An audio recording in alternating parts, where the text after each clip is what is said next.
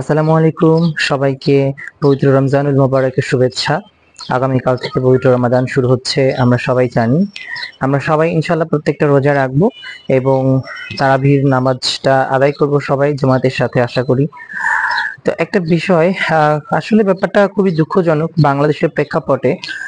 কারণ যেখানে সারা পৃথিবীতে রমজান মাস এলে প্রত্যেকটা নিত্য প্রয়োজনীয় দ্রব্য মূল্য কমিয়ে আনা হয়, মানুষের হাতের নাগালে রাখা হয়, সেখানে বাংলাদেশে অসাধু ব্যবসায়ীরা রমজান শুরু হলে প্রত্যেকটা জিনিসের একটি কৃত্রিম সংকট তৈরি করে এবং বাজারে প্রত্যেকটা জিনিসের দাম অনেক গুণ বাড়িয়ে দেয়।